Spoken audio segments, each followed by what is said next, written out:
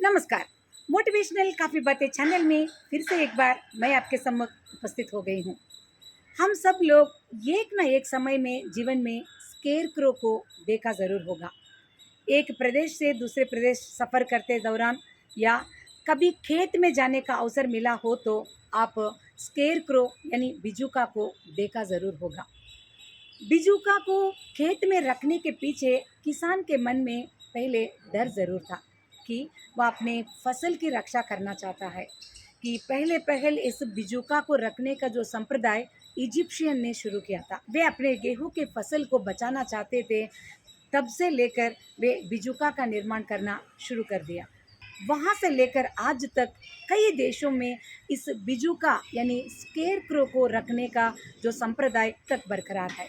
Scarecrow term से ही पता चल रहा है कि अंकुरित होने वाली बीजों को बहुत संख्या में पक्षी आकर खा रहे थे। उनमें से कौवों की जो संख्या अधिक थी। तब किसानों ने सोचा कि उनको तो 24 घंटे खेत में रहने के लिए तो नहीं होता, तो अपने बदले में किसी एक ऐसी पुतली का निर्माण वे करके और पक्षियों से अपने खेत को वे बचाना चाहते थे। तो उन्होंने कपड़ों से या घास से एक पुतली जैसा निर्माण कर दिया और उसको खेत में प्रतिष्ठापित कर दिया कि वो बिजू का अपने खेत की रक्षा करने के लिए वो तैयार हो गया था। तो दूर से जब भी पक्षियाँ बिजूका यानी स्केरक्रो को देखते हैं तो उनको लगता है कि किसान है तो बाद में आकर खाएंगे, ऐसा कहते हुए पक्षियाँ उड़ जाते हैं। तो इस प्रकार से किसान अपनी डर से एक स्तर के लिए मुक्ति पा चुका था। तो अब हम ये वुमा हमारे लिए इस बिजूके या स्केरक्रो के बारे में क्यों बता रही है, ऐसा आप ज़रूर सोचते होंगे। हाँ, हमारे जीवन में भी हर एक व्यक्ति के लिए अनेक ऐसे डर ज़रूर है। किसी को स्वास्थ्य को लेकर डर है, किसी को पैसों को लेकर डर है, किसी को पारिवारिक संबंधों को लेकर डर है, या तो किसी को अन्य अपनी व्यवसाय से संबंधित डर या चुनौतियाँ ज़रूर होंगे। तो डर की जो सूची अगर हम लिखते जाते हैं तो वो बहुत बड़ी बन जाती है। तो आखिरकार एक वाक्य तो कह सकते हैं कि हम सबके जीवन में समस्याएं या डर ज़रूर है। तो इन डर या समस्याओं से मुक्ति पाने के लिए हमें भी किसान जैसा एक स्केरक्रो या बिजुके की आवश्यकता है।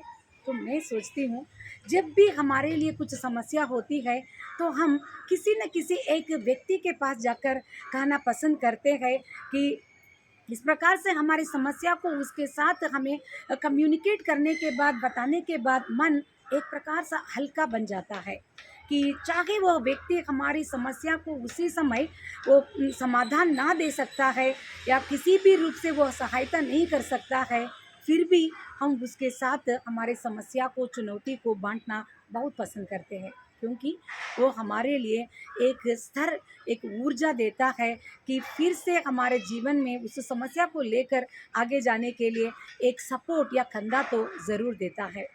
जिस प्रकार से एक बिजूका या स्केरक्रो किसान के लिए ऊर्जा दे रहा है, ठीक वैसे ही हमारे लिए भी जीवन में एक मित्र ऐसा ज़रूर होगा जो हमारे लिए बिजूका जैसा ही काम करता है।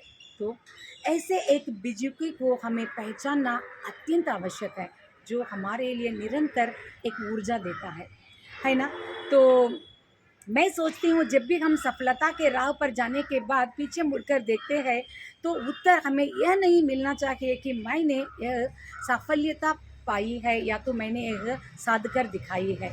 तो मुझे लगता है उसके पीछे कई बिजुकों या स्केरक्रोस का कंट्रीब्यूशन ज़रूर है, जो हमारे लिए निरंतर प्रार्थना करते हैं या हमारी भलाई के लिए शुभचिंतन करते हैं या हमें हमेशा सपोर्ट करने के लिए प्रिय वचन भी बोलते हैं। तो कम से कम हमारे जीवन में एक ऐसा स्केरक्रो का होना अति आवश्यक है। तो क्या आपके जीवन में ऐसा एक स्केरक्रो है या कई लोग तो भी हो सकते हैं? तो ऐसे व्यक्ति को कभी भी जीवन में आपको होना नहीं चाहिए, है ना? तो स्केरक्रो का नाम सुनकर हमें स्केर या डर होने की ज़रूरत नहीं, वो हमारे डर को दूर करने वाले व्यक्ति के रूप में हमें पहचानना चाहिए। तो बस यही एक उत्तम विचार मैं आप लोगों से आज इस वीडियो के दौरान बांटना चाहती थी। मोटिवेशनल काफ़ी बातें चैनल को एक बार आप सब्सक्राइब करने के बाद आपके दोस्तों से भी ज़रूर बांटिएगा।